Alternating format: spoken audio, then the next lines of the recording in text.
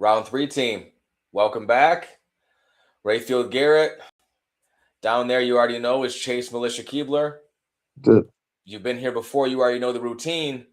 We are recapping UFC 116 in Vegas, and then we are going to preview UFC Perth. Okay, so Chase, you are going to help me here because you watched the majority of the prelims. So what do we agree on? What are we gonna? You said you missed the first two. Yeah, I ended up missing the first two fights, unfortunately, but it sounds like they weren't much to scoff at, anyways. From talking to friends, they were basically kind of drawn out, from what I was told. But by the looks of it, the people that were supposed to won these fights, and they were both by unanimous decision. So, I mean, it's cool. First one, obviously, we got is Alencar. I guess she got the win by unanimous decision. She's 8-1 versus a girl that was 14-6. You know, you're looking at records. I guess that's the way to go. And then obviously when we go up, we look at Griffin, and then we got Valenz, whatever. I'm terrible pronouncing names, so guys. Sorry about that. But it looks like the 14-4 guy beats Griffin. Now, I've watched Griffin fight a few times. He's always that guy that kind of floats around like the top and the bottom level. So you don't know what Griffin you're going to get that night. And apparently it looked like he just couldn't get the takedowns going from what I could see. So he ended up losing a unanimous decision. Now, after that point, I did watch the fights. So I can give more input and kind of guide us along a little bit better. All right. So now we're at Francis Marshall and then Lucas Brennan. You watched this fight then, the whole thing? Yes, I did. So going into it on paper, I thought, and a lot of people also thought, from what I heard, is that Brennan was going to beat Marshall. But from the looks of it, Marshall was way more patient, way more calm. From what they were saying too, he normally fights at 145. But you couldn't really tell. He looked way bigger than Brennan.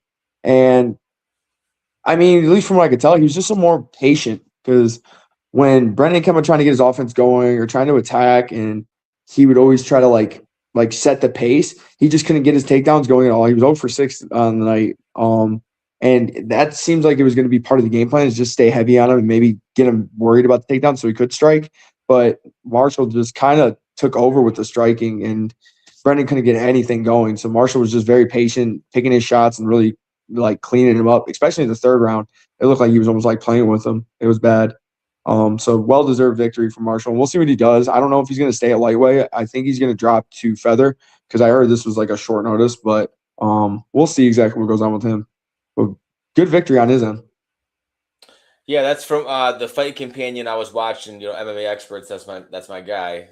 That's my go-to. Like on the way home from work, and finishing up at work. That's usually who I tune into, and that's exactly what he was describing. And I had taken Fire Marshall was actually one of our most confident picks. So I was happy with what I was hearing. I was banking on kind of the finish sportsbook wise, but it seemed like he kind of just coasted to a nice, comfortable decision. Lucas Brennan has I want to say his dad used to fight in the UFC or in Pride, one of the two. I was listening to some stuff the other day. So that was kind of, he's been a highly touted, I want to say a grappler, a jiu-jitsu guy. Mm-hmm. And so is his father, if I'm not mistaken. So, look into that, Chase, moving forward. Okay. So, we can actually touch on that a little bit afterwards and look into that together, because that was something that I just heard about, digging into some content after I had posted mine, because I like to kind of just go in fresh and not listen to anything before I do my breakdowns. But afterwards, I can kind of turn into a fan again. And that's what I was hearing. I was like, oh, that's kind of cool. I'd never known that. So, awesome for Fire Marshall. We'll move on to the next fight here, Chase. All right. Philo versus Cody Durden. This was a fun fight, actually. So in the first round, if I remember correctly, because I remember this is the one I was really engaged with and kind of watching it. I think Philo won the first round from what I remember. Okay. But then Durden, I thought, won the first round. The second round, I think Philo kind of took over, and he was kind of hurting him a bit more with shots. But then Durden in the third kind of just took over and kind of made it more grappling heavy. From what I've heard from a lot of people, he normally fights at 25. He kind of stepped up to go to 35. And I think, if I'm wrong, but if you guys watched Durden's last fight, he fought a very good – what was it? Let me look real quick so that way I can be correct on this, because I remember watching that fight too. Okay. I think it was like one of the first Sunday dinners we did together, actually. Yeah, He ended up losing to a crazy last name, but he looked Asian. But he was on a 5-fight losing streak. But I thought he ended up winning, but he kept on getting fouled the whole fight. And I do. Yeah, that was recent. Yeah. yeah, it was March 7th.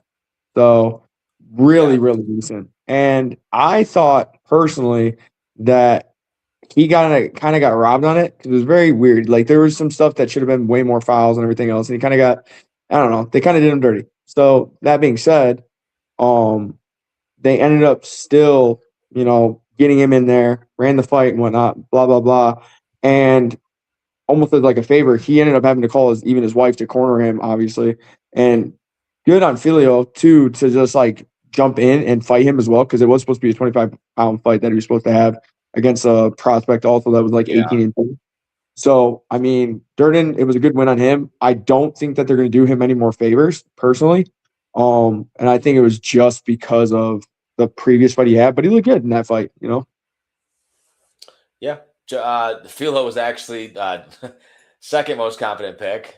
Didn't come through for us. So I mean, yeah, that's an awesome win for Cody Durden, and he was a pretty big underdog.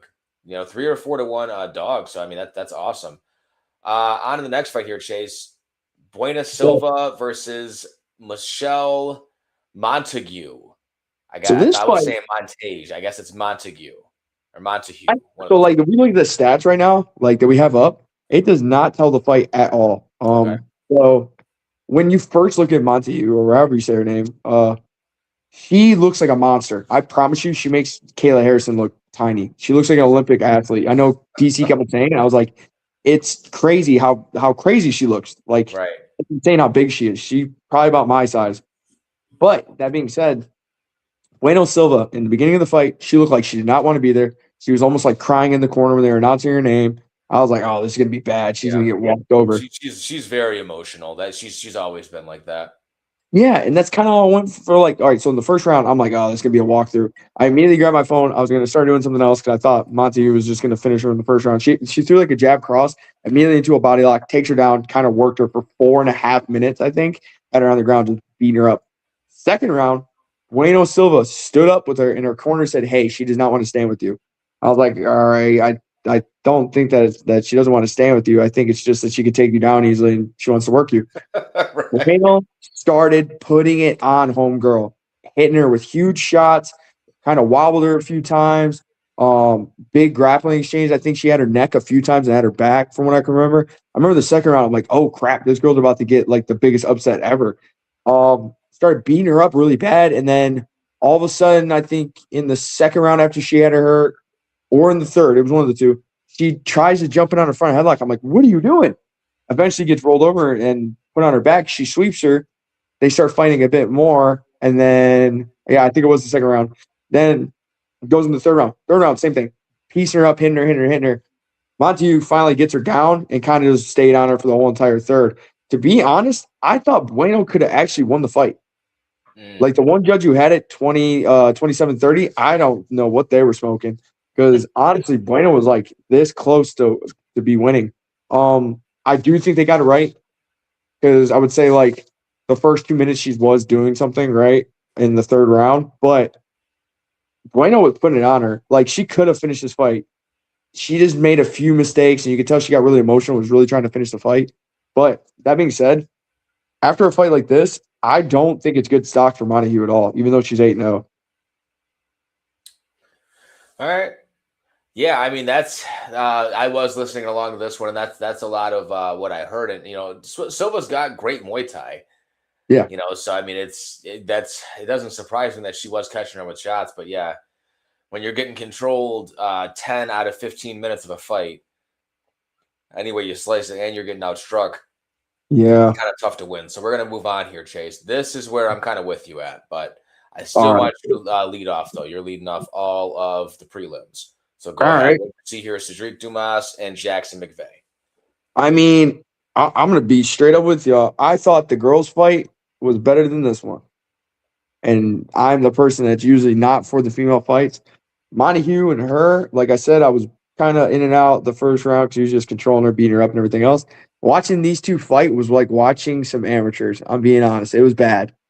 It was really bad. They literally like ran at each other and clashed to where like McVay knew he wanted to be like in the clinch and kind of against the cage again so much that he got kneed in the groin and still wanted to stay there. That being said, he hit a really lucky like short hook, or maybe he timed it. I don't know. From my perspective, it looked like he just threw something out there.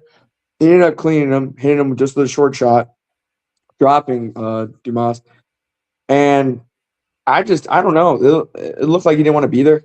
I mean, from what I could tell, was getting hit on the ground a few times, not even by super hard shots, because it didn't look like McVay really knew how to turn over his shots on the ground too well. That's something that I had to work on a lot myself, and I'm still currently working on. But knowing that he didn't have a lot of power, especially on the ground, he just tried to go for a darts and ended up finishing the darts, thankfully. But it was very sloppy on both ends. Maybe McVay can turn this into something later, into his career. I thought he had a worse record going into this, but 7-2 is not too bad. But definitely a very ugly fight on both ends. Yeah, I'd have to agree. I caught. I watched this whole fight. Yeah, which it didn't last long. No. Over to the page. What is it? Yeah, a little over 2.5 minutes. Yeah. Into the first round. Cedric Dumas, I'd be shocked if the UFC keeps him around. I would love to know what his connection is to the UFC and just to fighting in general is as well. Because it shocks me that he's had so many fights in the UFC. Yeah. Exactly. I would just love to know the connections the guy has, because he seems like kind of a thug. He's been in and out of jail. Yeah. And it's I don't know. I get if you're a John Jones, right? You deal with that if you're the UFC, but a Cedric Dumas, no. I mean, he should have gotten his walking papers a couple fights ago. So I don't know how many fights in a row he's lost now. But neither here nor there. We've taken, like I said, when it comes to fights like this, I don't like taking longer than the fight lasted talking about it. You know what I mean? So fair enough. Let's move right on here. Rodolfo Vieira versus Eric McConaughey. What did you see here, Chase? It was kind of upsetting. I thought Vieira was actually going to get it done, especially in the first round. He looked really good. He was setting up his takedowns very well off his jabs and crosses. He doesn't ever throw a lot of volume, obviously. Even though he's got good power, he should be throwing more shots, I feel at least. And he was getting off very well when he was hitting. He looked like he was hurting McConaughey. But the problem is he couldn't keep that up. So McConaughey started to figure it out like the third round and the fourth, or I'm sorry, not the third and fourth minute of the first round. He started kind of figuring out his timing, even though he got taken out a few times. And then once he started stuffing the takedowns and hitting takedowns of his own going into the second and third and started really cracking him and busting him up, that the fight was completely turned. He's one of those guys, unfortunately, that like once he can't get his rhythm going, he tends to break a little bit. And we've seen it in the Bo Nickel fight. And then his Contender Series fight as well. I think it was kind of along the lines of the same thing. But unfortunately, it's like you just see him get broken a lot. Hernandez. Hernandez did the same thing to him. I think that was his Contender Series fight.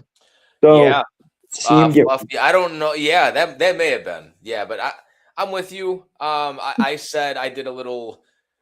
I think you may have tried to. I can't remember if it was this week or the week prior where you tried to pop in on my little underdog value show. We'll figure that out and get it all straightened out. Yeah. But I said on Tuesday when I was just breaking down just the odds, there was no props out.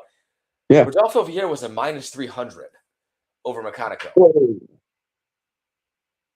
There you go. Exactly. That was my exact reaction. And I said, because that's what I'm going to be doing every Tuesday now, Chase, either Tuesday or Thursday, depending on when I'm free. It's just kind of going through the odds for the first time, because I don't really like to look at odds until I break them down. Right. If I break the card down, I like to make my picks before I look at the odds. And it was just, it blew my mind. And I even said, I was like, Eric McConaughey is not great, but Rodolfo Vieira should never be a -300 against anybody in the UFC. No, I don't think I was just shocked to see those odds. And McConaughey looked much better than he did in his last fight. And I want to say his last fight, Millie, sit down, lay down, relax. Sorry, chat. Sorry, everybody. But he looked much better. Help me out, Chase. I don't know if you have records pulled up for me at all. Yeah. We want to look up his last fight against Cody Brundage, McConaughey? Yeah, let me look.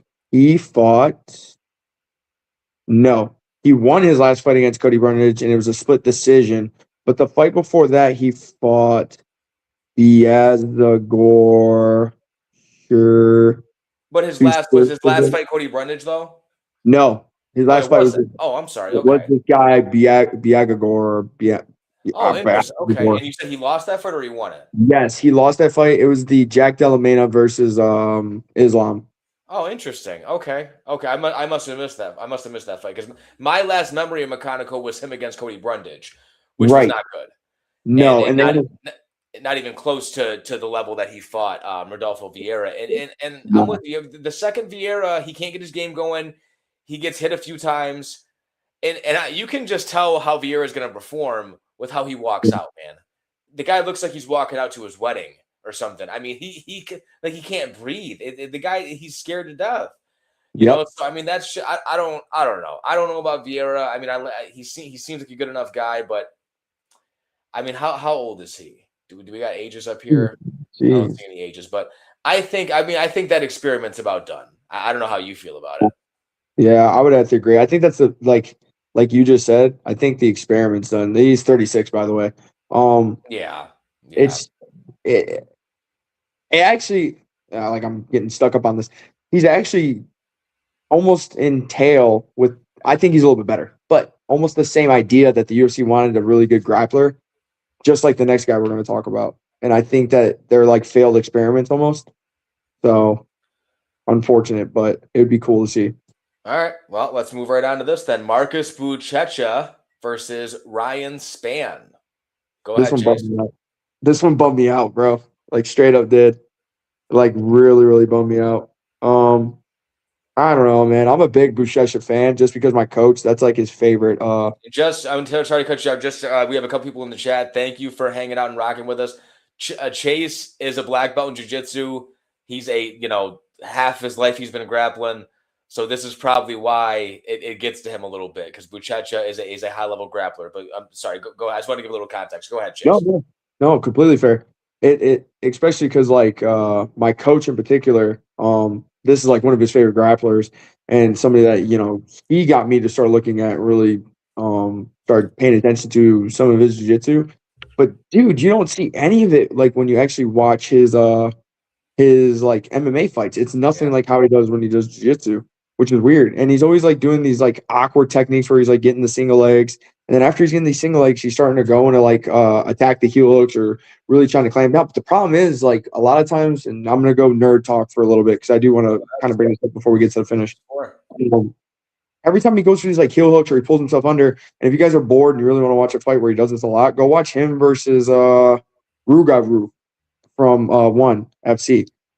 And Rugaru's just a really big, strong African fella, and he's from Africa, so I say it like that. With that being said, and every time he gets him the double leg, anytime he gets him against the cage, he'll throw some strikes here or there, but he gets there and he gets deep on these shots, but he immediately goes to his back and he tries to sit into these like X guard positions or trying to wrap the legs and trying to attack him, but there's never a knee pinch and there's never like connection there. He's always just doing it and trying to immediately rip a leg or immediately trying to go to. And you see with Ryan Spann, his like best attack, he had a heel hook. It was actually pretty deep, but then you see no pinch or no connection with the knee line. So all he had to do was just kick away. And that's why at one point you see Ryan Spann doing Looney Tunes and almost falling over and running like away. And it's such a bummer because Buchecha is so good, like 12-time world champion and then a 2-time ADCC champion. So like to fail like this, especially in your positions where you're looking the worst, is like on the ground. It's just sad, and it's not just this fight. Yeah, and I would question his cardio a bit too, Chase. Yeah. I mean, I feel like that was the main thing because I mean, you can speak about the grappling much more than I can. Like I said, I have a bit of high school wrestling, experience, but you're much more well versed in that than I am. But it just seems like he just didn't have the gas to try to implement what he was trying to do. Yeah. And Ryan Spann looked big. I mean, and I was hearing a lot of people saying like, "Oh, Spann's not the natural heavyweight and this and that and yada yada." I mean, Spann is 6'5". And every bit of 265 he was last night. So, and Buchecha looked like a big light heavyweight out there, at least in comparison to Ryan Spann. Yeah. So I feel like size was just a really big factor in this fight. I feel like if you saw a Ryan Spann who was a bit more lean, like a light heavyweight version of Ryan Spann versus Buchecha, I don't think this is. I think he probably would have subbed Ryan Spann.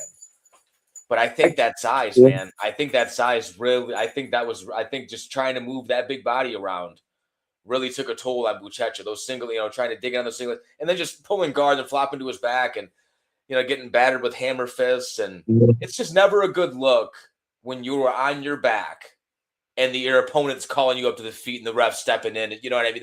That's never a good look, in my opinion. But we're gonna move on from that one, Chase. Okay. Okay. And yeah, you can. You know what? Am I gonna steal it You're from on the you main here? card now, Are we on yeah. the main card? Yeah. Yeah, Yep. I'm gonna steal the lead from you now. Yeah, please. All right. So Montel Jackson versus Ronnie. You know what? You can take the lead on this one because I want to say I jumped in the shower. Okay. And my wife was filling me in. So go ahead. Go ahead. I'll lead off on the next one. Go ahead. I'm going to ask you one question before we start this one, and maybe the chat's going to, kind of think about this too when we bring this up. Who did you have going into this before you watched the fight or heard? Like if on paper, who would you think would have won this? You're talking about this fight here, Barcelos and Jackson? Yeah. I'm not a Jackson person. No? Okay. I was going to ask you because a lot of people had Jackson. I mean, he's a great striker. Yeah. But he's had too many performances where it's a staring contest. Yeah. And I know how Barcelos fights, and I know that's not how he fights. So I was on personally, the channel, myself, Round 3, we were on 9 underdogs this week. Oh, awesome. Okay. We hit on 6 of them. We hit 6 of 9 underdogs, and Barcelos was one of them. We were on every single, just to kind of give it away here. Okay. We were on every single underdog on the main card. Right. Okay. Every underdog on the main card, that was my pick. So Barcelos started it off hot for us, and I didn't watch a lot of this fight. I watched a lot of the third round, and Barcelos' face looked like hamburger meat. Oh, dude. I mean, it was. I mean, he looked battered. So tell me how it got that way, man. So basically in the first, and it was kind of fun to watch, honestly, because I became a Barcelos fan because of the people he beat, which is really fun.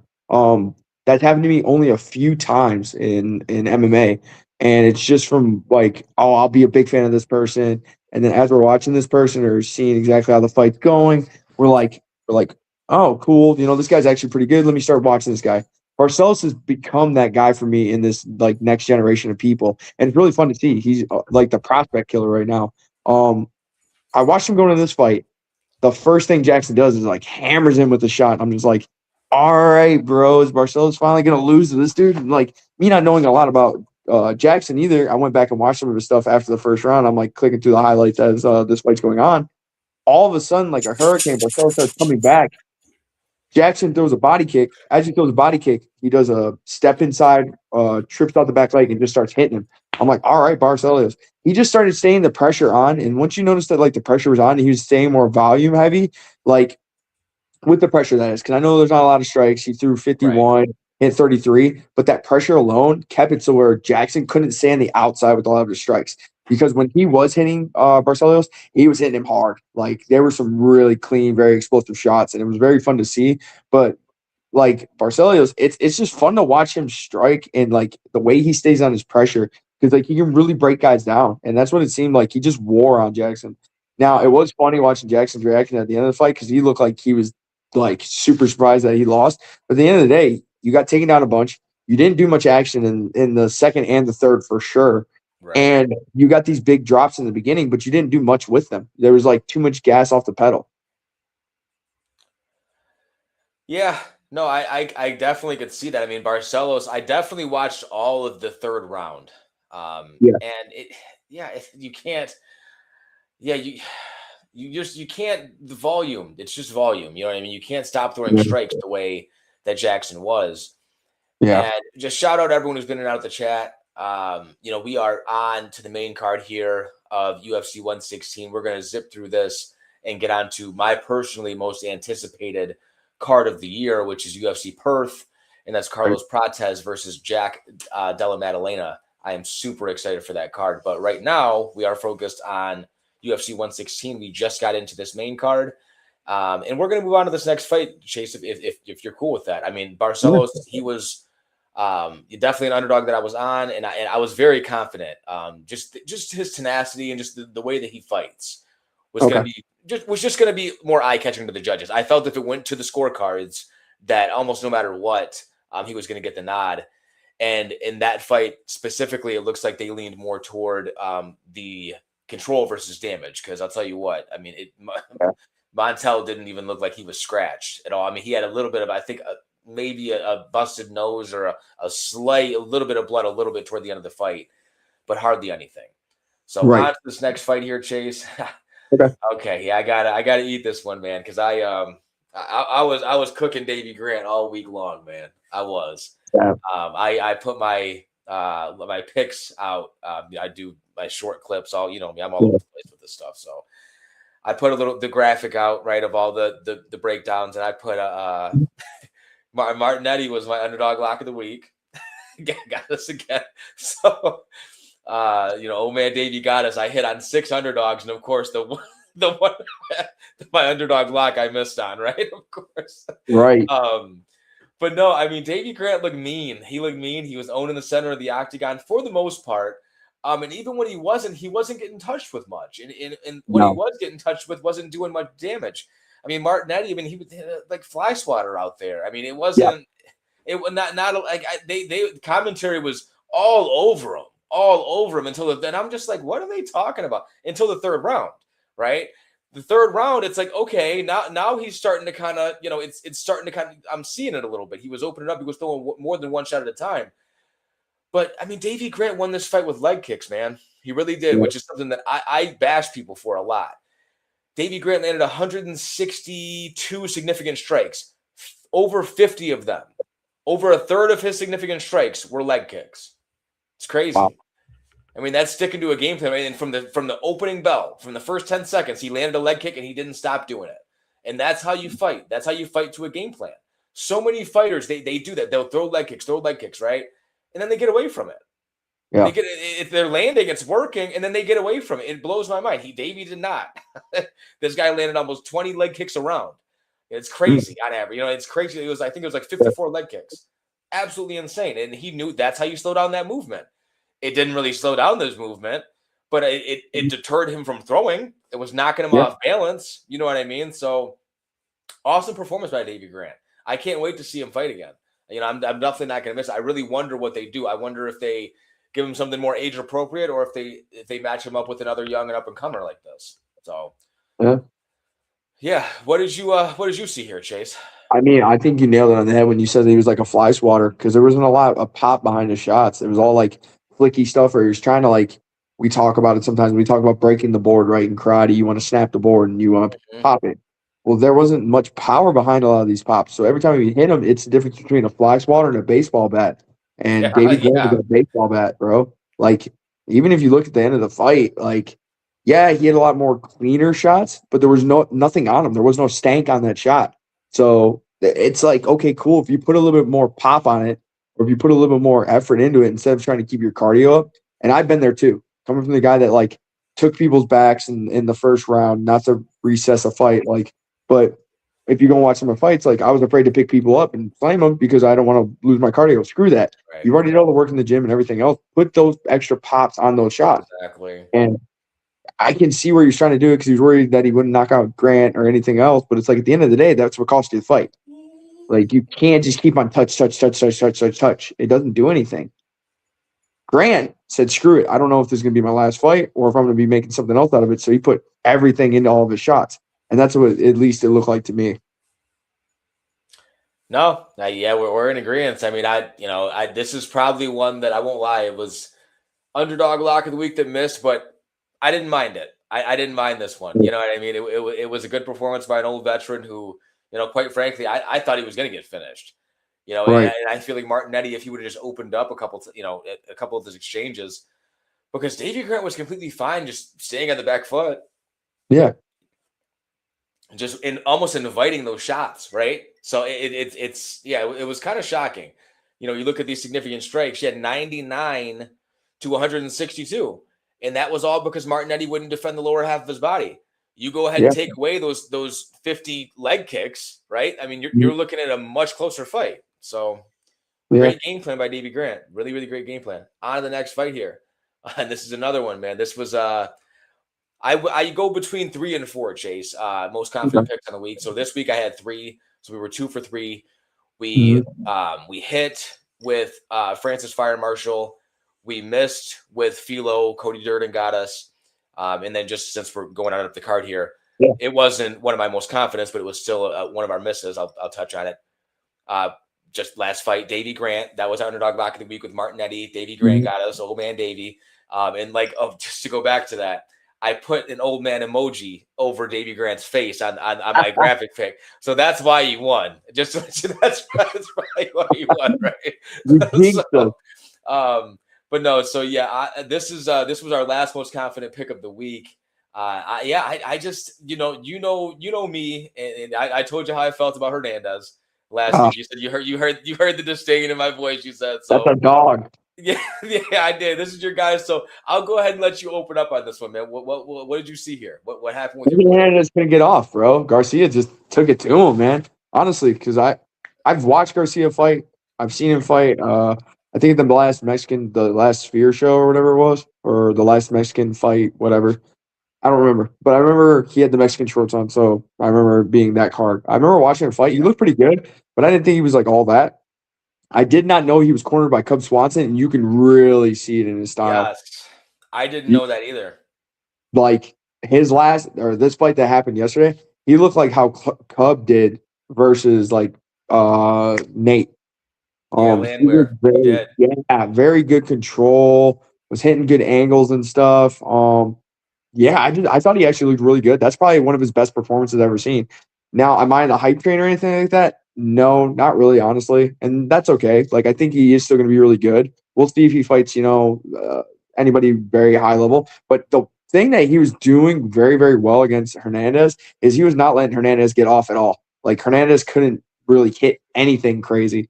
And that's where Hernandez usually like finds his groove. Is he pulls people into that void and then he hits those really hard shots. But because of the way Garcia was cutting off the angles and like really hitting him with the harder shots, the only time you really see Hernandez hit him is in the clinch or like when he was trying to keep him super close or pulled in with the short shots.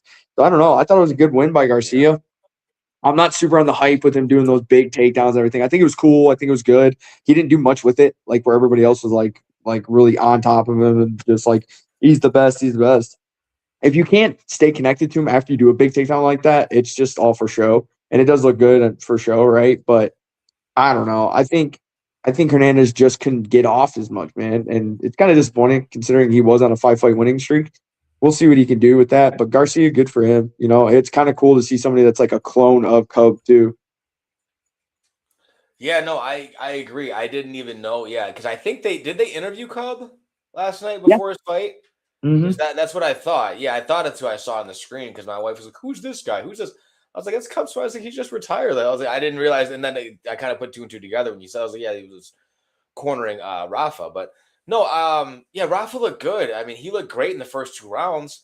And Hernandez, I feel like his only shot was in that 3rd round. Yeah. He was doing. He looked exactly. It's crazy because I'm always going to bring it up every time. The Cowboy fight. Yeah. He looked exactly how he did in that Cowboy fight, and that's like his.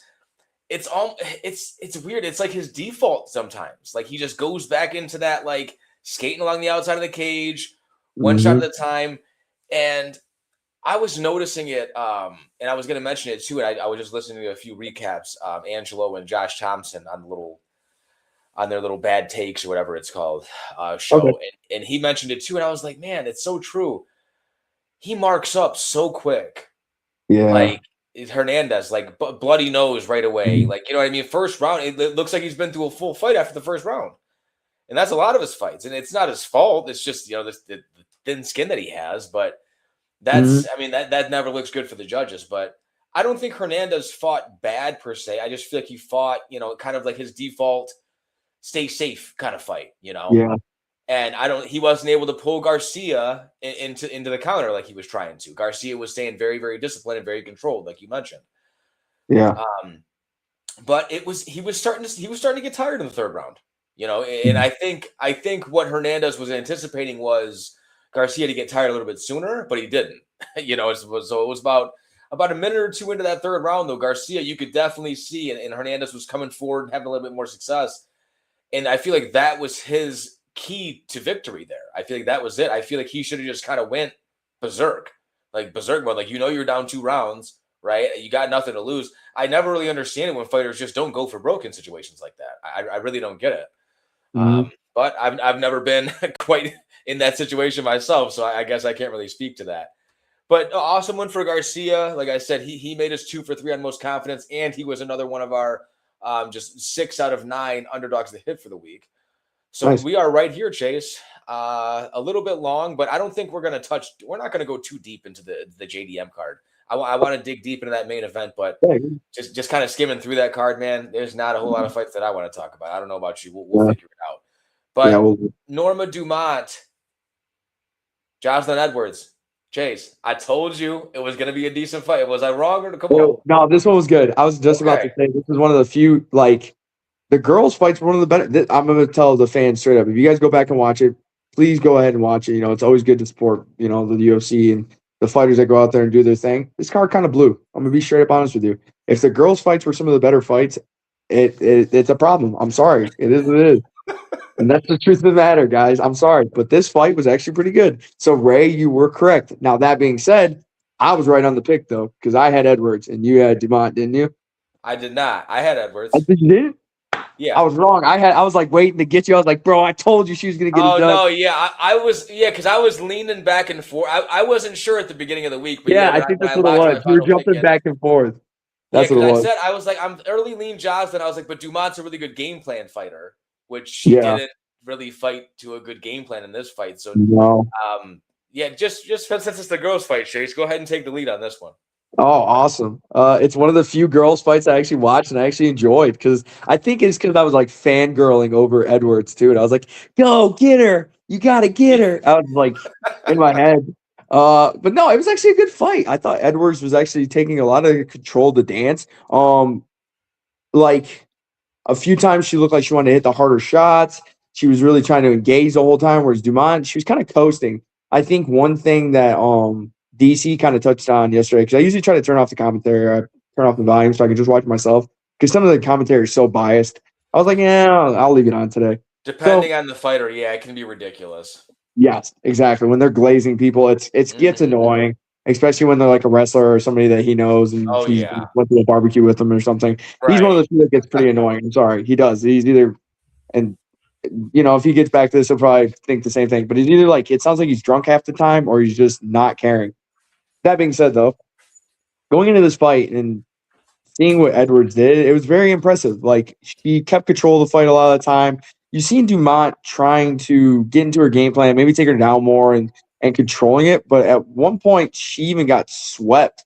Now, Edwards, like, I think Edwards, like, at the end of the first round. It was first round. Yeah, it was first round. She got swept. It was really good. And then, like, Edwards almost got it reversed because she tried to slam her and almost fell back on her ankles. I'm like, what are you doing, girl? Like, calm down. And then she wanted to slam her so bad with 3 seconds left. Fine. She gets the slam. Cool. Second round comes through. I think Dumont took the second round personally, just a little bit more control. She got the pace at her own.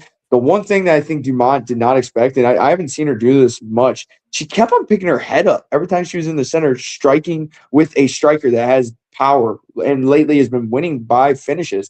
She would always come in like this, their chin up and trying to like draw in this attack, but it was like pointed. So Edwards took advantage of that, especially in the third round. I think she hit her with the harder shots, whereas Dumont thought she was going to kind of coast almost, it seemed like, and get the victory off of that, because even at the end of the fight, same thing, having that very surprised face. And we've seen that a lot tonight where people thought they could coast to a victory.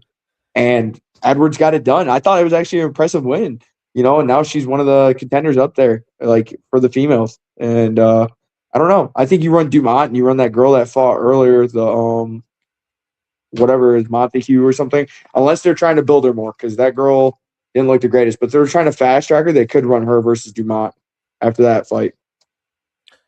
Yeah, Jocelyn Edwards looked very fast. She looked very focused. The only knock I had on her was she was just looking a little bit tired in the third round. I don't know if that, you kind of jog it in place, hands literally standing straight up, hands on the hips. Yeah. And I don't. But the thing is, when Norma would come in, when it seemed like Jocelyn was trying to take a little bit of a breather, she was firing right back. So it wasn't like it didn't affect her too much. Whether she was tired or not, she can fight through it. So I was on Jocelyn. I actually did a different version of my breakdown for this fight. I just did a little free flowing, kind of like a live show, like how we're doing now. I just broke it down. I only took like 3 to 4 minutes on it, and I said Jocelyn Edwards she's going to control the center of the octagon. She's going to land the more effective shots. I said Norma Dumont's going to kind of just be skating around the outside, and I kind of called it a bit opposite. Let me pull this up here. Because I said what you're going to probably see in this fight is a situation where Norma Dumont, you're going to be like, man, come on, Ray. What do you mean? Norma Dumont won. She outstruck her. She got robbed. But no, I mean, you got the control time. Jocelyn Edwards controlled her for 2 minutes and 21 seconds versus just 2 minutes and 9 seconds. That's kind of splitting hairs. But then Edward has the significant strike advantage, 70 to 51. So yeah, they both hit each other in the head 20 times apiece too, even. So it was a close fight. It was a really, really close fight. I don't think someone judged it 30-27 for Jocelyn. I don't think it was 30-27. No, neither do I. But I do think she won 2 of the 3 rounds. Yeah, I agree with you. I say first. I don't know, because she did. Was the first round when she tried to take her down and ended up on her back? Was that the first round? Yeah. She pulled her right through her. So yeah, I'd give her the first and third round. Yeah, and I would say Edwards probably won. I'm sorry, Dumont won the second. But that's enough on that one, man. We're gonna move right on here because we're right on cue. We're 40 minutes in. We're right at the main event. Okay, perfect. So Aljo Sterling versus UFC round 3 team. We called this one right. And I want to say were we both on Aljo last week? Yeah, I think we were both. So. I was saying early lean Aljo. I had to do more tape, and that's why I love doing tape, man. Without just I don't like looking at odds. I don't really like watching other prediction shows now until I'm done with all my tape study and just everything, my wiki study, my Sherdog, my everything. I pick them apart. Right. Until I do that, I don't like looking at stuff because the second I did, right, I started looking at a couple little things. And then I'm like, man, Zalal can get him. Zalal's the younger guy. Zalal's got the striking. You know what I mean? And then I started watching tape, and I'm like, no, Zalal was slowing down in the 3rd round against Calvin Kattar. Yeah. Zalal's not. He's not going to beat. No, just that was kind of that fight, and it was enough for me. Just seeing the way he fought in that fight, seeing he couldn't even take down Calvin Kattar, right? At will, the way he wanted to. He attempted. He may have taken him down a couple times, but he still just the way he was attempting the takedowns, bending at the waist, just half-hearted stuff. It not the way Aljo was dedicating the takedowns. You know what I mean? It was a different animal. So I know it can seem kind of contradictory, right? Like people will say, "Oh, Ray, what do you mean? You're talking about experience and this and that." Well, you picked Lone Kavanaugh over Brandon Moreno, a couple months back. Yeah, those are Brandon Moreno and Aljamain Sterling are 2 completely different fighters. You know what I mean? And then Lone Kavanaugh and Zalal are 2 completely different fighters. I personally feel Lone Kavanaugh is a much better mixed martial artist than Zalal, personally, and just career-wise. I mean, a bit younger. There's just I like people can look at that and be like, hey man, what do you mean? Those are 2 same scenarios, but you picked the opposite side, right? Right. But that would kind of be my defense to that. Is just Lone Kavanaugh is he had a degree in sports science, a true professional, had 6 months off, came in fresh, great coach. It's just way different. Brandon Moreno, his whole title run was predicated on the quadrilogy with Figueiredo. That was all Moreno's. That's his career. You know what I mean? A lot of people don't read it. I don't mean to bash the guy. I don't mean maybe to go off course and make this about them. But I feel like it's a pretty good comparison here with just how how these matchups played out. But that's neither here nor there. Awesome win for Aljo. I want to say he probably won 4 rounds. I think Zalal won the 3rd round.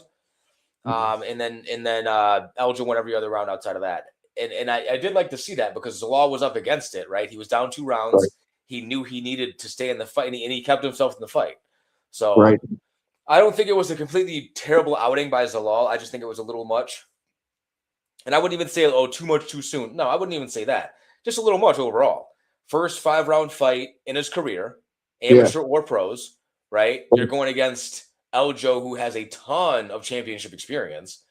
And people want to just point at that Sean O'Malley fight so much. And it's like, man, I mean, Sean O'Malley is a sharpshooter like no other. And they couldn't wait to get that belt around Sean O'Malley's waist.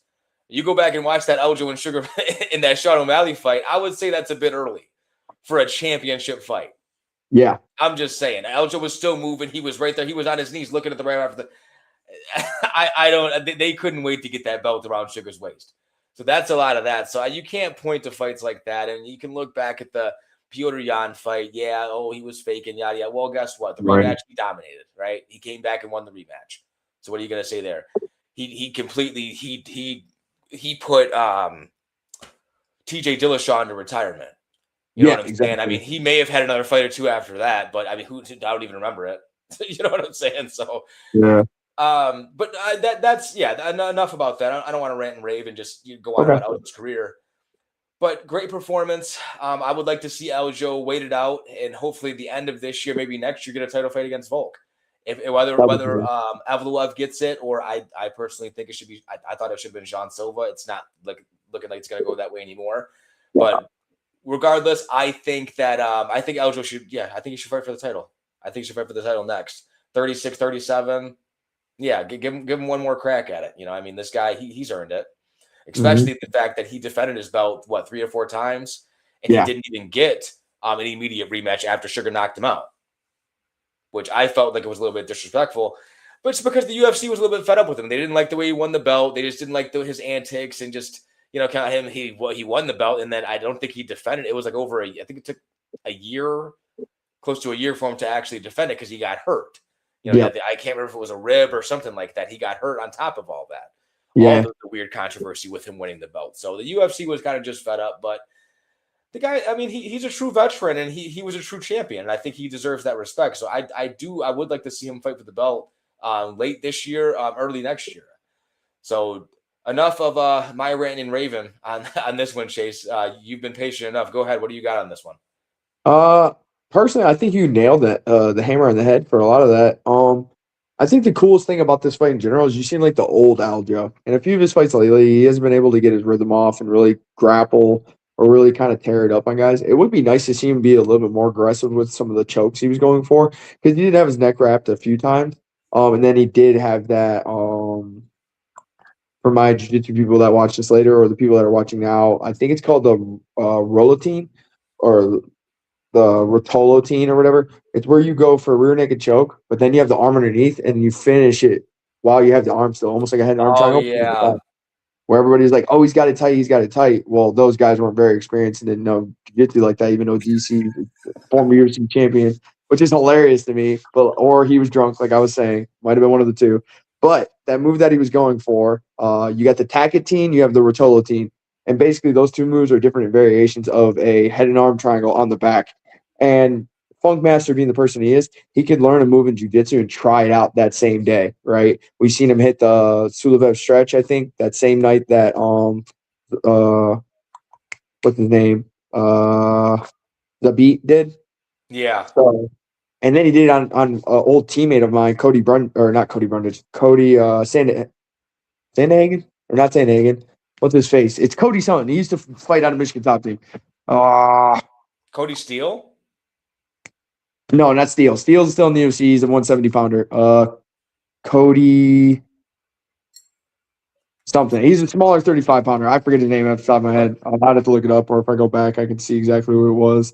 His name was, but I digress. He's one of those guys that literally can throw a submission up after learning it that night, that day, training it a few times. It was very fun to see. It would be nice, though, if he actually put some more effort into some of these submission attempts that he does have because he's so good. Like, you could see him get away with it, especially like with his Cody Stamen. Thank you. Got it. Okay. Cody Stamen. That's where he did the stretch to him, and he ended up pulling the knee the same night that. Yeah. Cody Stamen's not a bum. He's not a slouch at all. Cody Stamen's awesome fighter, man. He's really good. He fought a lot of tough guys. So for him to do that to him, and that being said, I was a part of his team at the time. And I know a lot of us were expecting him to like grind him out against the cage, and it was going that way at first. Obviously, it didn't pan out that way. But that being said, Funkmaster looked good. I will ask you because I'm not 100% sure. Why is it 49-45? That doesn't make sense. I don't know.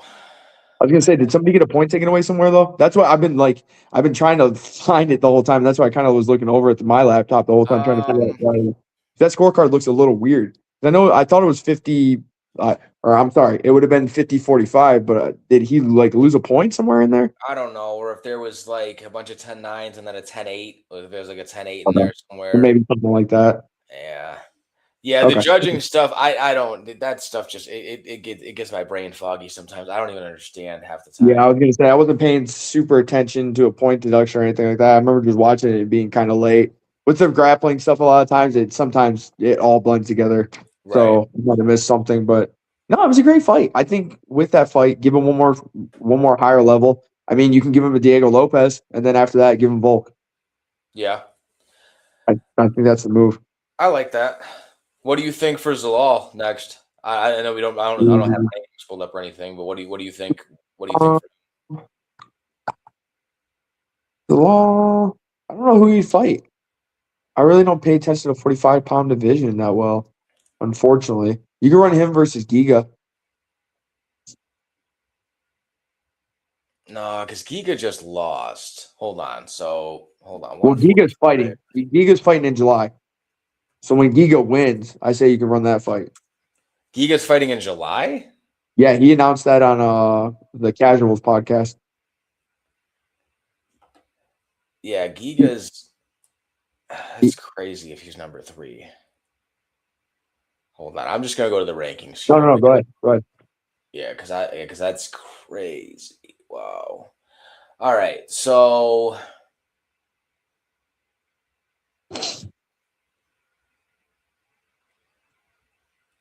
you can run Zalal versus that guy that knocked out Josh Emmett.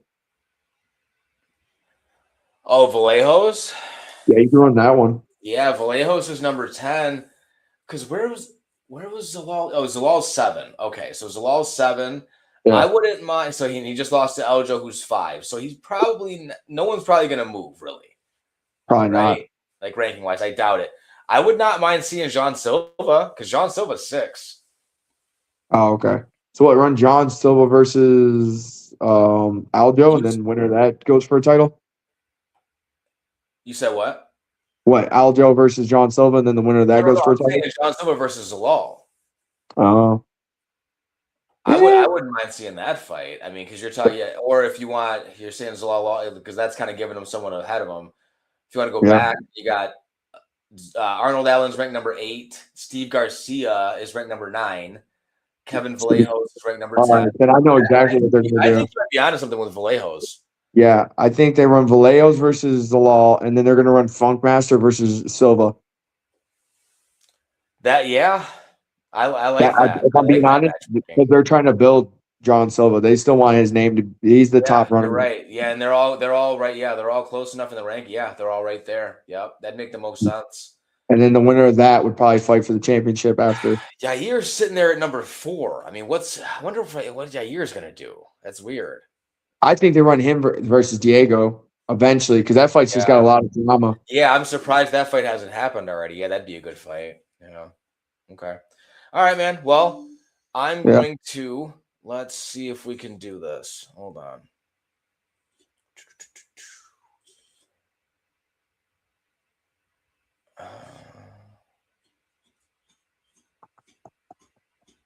No, wait, enough. Relax. We're going to pull up the other card here. So, Chase, while I'm pulling this card up, what'd you have for dinner? I made Mediterranean chicken, and I did some Greek sauce. And then after that, I had some hummus and some pita. So kind of like a Dearborn special right there. Kind of taking me back to the roots and the team back at home. What'd you end up having, bro? I actually just made some leftovers from yesterday. My wife and I just did some chili dogs. So I just kind of fired that back up.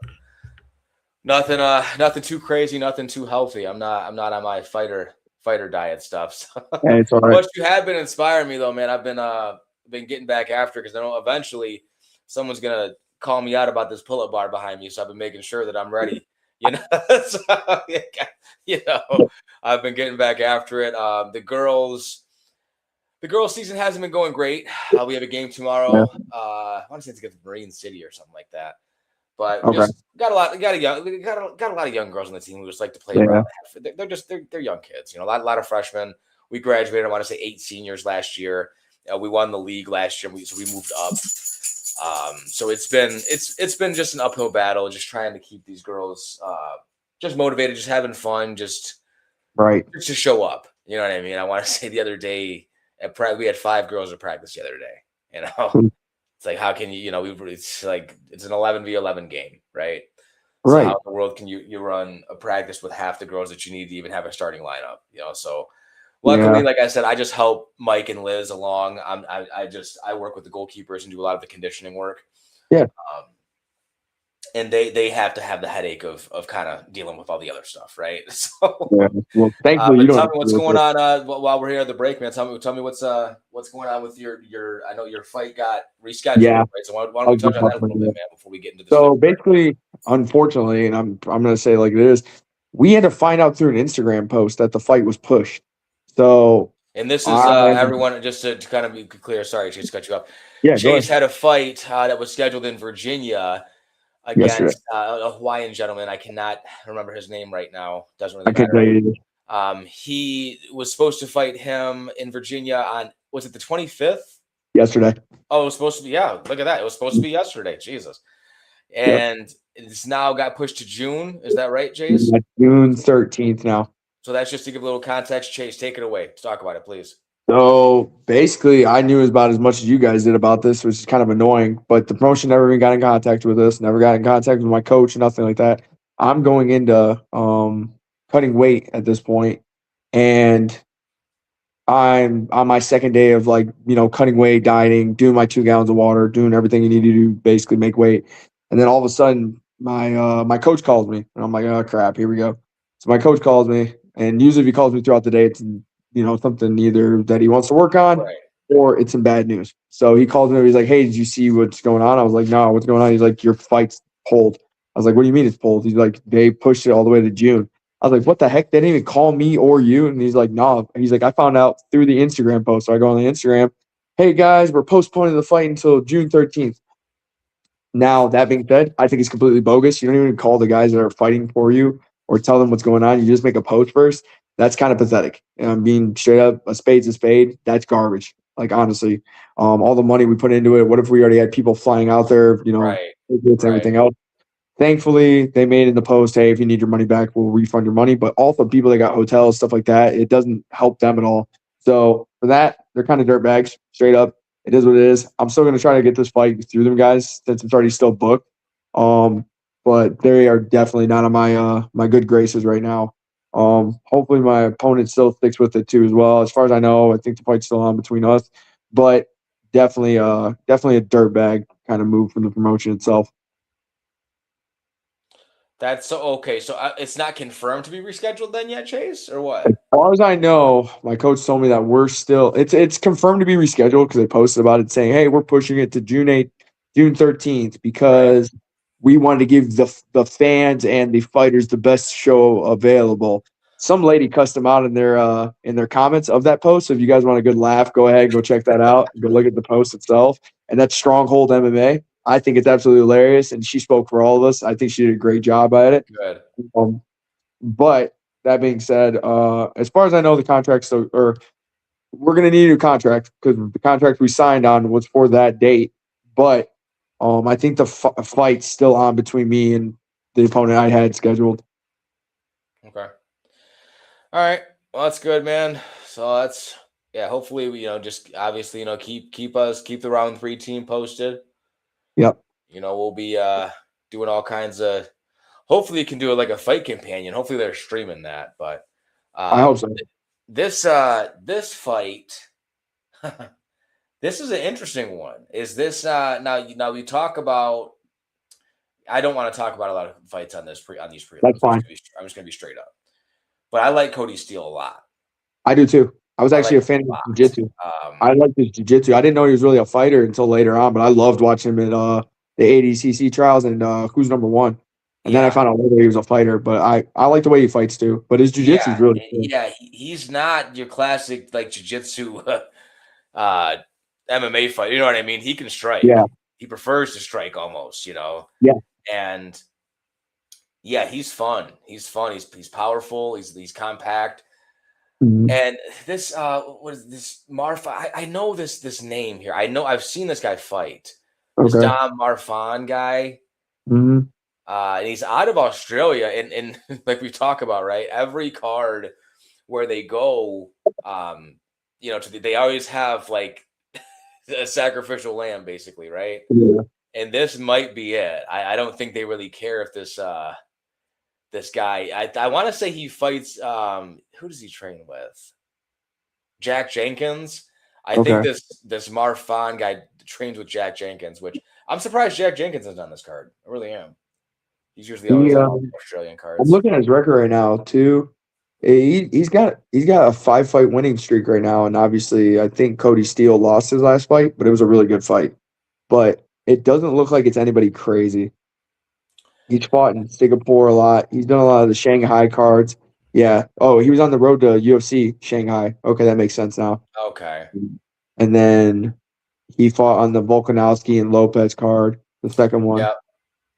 So he's all right. That makes more sense. Okay. Yeah, I was gonna say Volkanovski. It was probably in Australia. The Volkanovski and Lopez card. Yeah. It's more than likely in Australia. Okay. Okay. Screen bouncing around. Sorry about that, guys. Thank you for everyone who's been in and out of the chat. We just got done breaking down UFC Vegas 116, so that is in the can and behind us. So now we are moving forward. UFC Perth. At the top of the bill, we got Jack Della Maddalena versus Carlos Prates, which this is my most anticipated fight of the year. Anything else on that one? Cody Steele, Dom Marfan, Chase? No, not really. There's not too much. I hope Cody wins. I'm a fan of his. I do too. I do too because I feel like he could be a top 10 guy at 155. Yeah. I really do. Okay. Dude, you got anything? I have nothing on these guys. I was gonna say the only thing I have is you go from excuse me, everybody. You go from didn't The Rock buy this guy a house? Yes. Yeah, that was it. So you go from The Rock buying you a house and being this you know, I could talk about him a little guy to bit. second fight up on the prelims. And I want to say to just touch on that, I'll go back to him one more time. Yeah. Just because and it's not even about the fit sad. Prelims, it's like not even fight stuff, right? Just like stuff you know about these guys. I want to say one of his last fights, he came out and helped me out here, Chase, if you know anything about this. Didn't he come out and say something about his family, like rooting for him to lose? Yep. Right. All right. So you already said what I was about to say. Like his cousins were celebrating him getting knocked out because he wouldn't send them money back to Africa, back home. That's exactly what I was about to say. How low down do you Dirtbag. That's immediately what I was about to say. I was like, I don't know much about this guy at all, but I know his family drama, and that's immediately what I was going to go into. Yep. Yeah, bro. Yeah. That's the only thing I really know about him, unfortunately. And he seems like a really nice guy, but it just sucks that he has people like that in his life. No, I know, man. That's low down. That's low down. But all right, we'll move on. That's all we got on that one. Okay. Wes Schultz and Ben Johnson. You got anything? Wes is usually pretty decent. I mean, he's a middle of the road kind of guy. It would be nice to see him do something. I really don't have too much on this one until like thick knees. Thick knees is cool, and then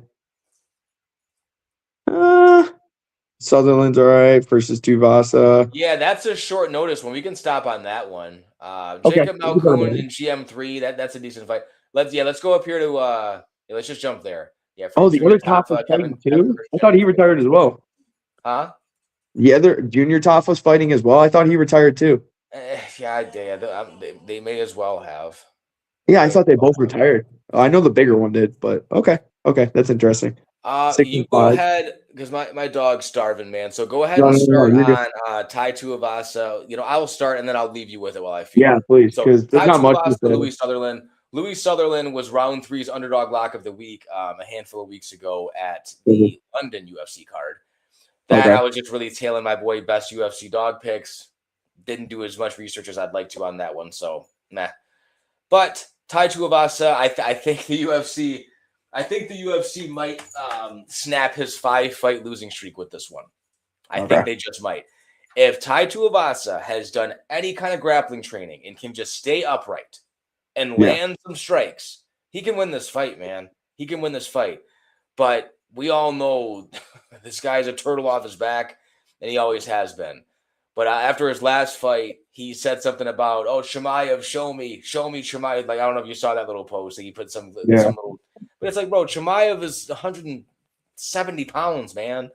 Like, you need to go call up Cain Velasquez or somebody. Like, you talking about Chimaev, like, go get someone your size. But go ahead and run with this one for me while I go feed my dog before she starts. You're good, brother. All right. So basically, what I got is pretty much the same thing that Ray was talking about. Also, you got Tai Tuivasa versus Sutherland. I think it's like all about if Sutherland get it to the ground, which if he pressures and gets him to the cage, I think that's his best bet of taking him down. If he tries to do these open area takedowns, you're not going to see it happen unless it's a single leg, which you don't see Sutherland going for a lot. Especially that being like a smaller guy move, you don't see too many big guys going for those single legs, even though they're more high level. I would say, or not high level. I'd say they're more high percentage, right? So if he was smart, you'd probably try to set up some stuff with the jabs, maybe a cross to come through, and then set up to that single leg dump. Especially being a southpaw orthodox stance, right? That lead foot is in front of each other, and they're both in like parallel stances where they're right connected. So you can really just drop and snatch up that single leg. Are we going to see that? Probably not. So the next best thing is he's going to drive into the cage, maybe get some body pressure where you do see Tuivasa throw those big elbows. I think that's actually how he knocked out Derek Lewis. I think it was with like elbows to the side of his head, maybe off a takedown or something like that. Not 100% sure, but it basically comes down to can Tai, like Ray was saying, keep it upright because you don't see too much improvement about Tuivasa. Even when he was in shape, and I think it was like 3 fights ago, he was going crazy, really trying to train, and I think he was with Robert Whitaker, I think. And he was really training. He was super into the fight, trying to get himself better, blah, blah, blah. It didn't do much. And you didn't see a big improvement. But I think if he can keep it upright, if, he always says if he can dink him, he can sink him. But if he gets to that cage, we're going to have a big, boring fight by Sutherland. And he's just going to take him down and kind of maul him. All right, ready to move on? Yeah, I'm good, bro. I don't really got too much left. I mean, unless you want to go over like any of these other top 4 before the Shamil Gaziev, whatever you want to call him, and Brandon Perisic. I feel like the UFC might be done with this Gaziev guy. Okay. Yeah, he was like a highly touted grappler. Oh, Tim Elliott versus Steve Erceg. Wow, I did not know this fight was on this card. Oh, that's a really good fight. Okay. What do you feel about this one? Anything or no? Yeah, I want to see Erceg win. No reason at all. I think he might. That's my lean in this one. Where's this at on the card? The feature? Is that I think it is the feature, yeah. Yeah, it's the feature. Okay. Yeah, I'd say early lean Erceg for sure. If he gets super wild and weird, then Tim can actually pull it off. But I don't know how much he's going to do all that. Tim Elliott's man. It's grappling. He's just got to stay safe in the submissions. Because Steve Erceg, I don't know. He's got a pretty good get-up game, but he might try to just lay on his back and fish. I don't know. Yeah. And lose minutes. I don't know. I don't know how that fight's going to play out. It's going to be interesting. Okay. Next fight. Let's see here. Kid or whatever his name is, but versus Dariush. Yeah. Dariush lost his last fight, so they're not doing him any favors. I think they're trying to close the door. Didn't he lose kind of quick? Was it a quick knockout? Yeah, by Denise. Yeah, that was not a good lead. That's crazy too, because and the one before that I want to say was Money Moicano, and that was such a good performance. Yeah, I want to believe in Benny here, but I don't like he's outsized and he's kind of outgunned here. He's going against a really big a big guy for the weight class, 6 foot at 155. And yeah, landing over 5 significant strikes a minute. Don't like it. Don't like it. Don't like this matchup for many. Goodness, I'd love to see how this guy can grapple. That's probably takedown. So this guy hasn't had many fights in the UFC. Takedown average 7 takedowns per 15 minutes. That's not so. He must have had like 1 or 2. Can you pull his record, Chase? Yeah, I think because he fought Gage Young for his debut, and that was the Contender Series. Okay.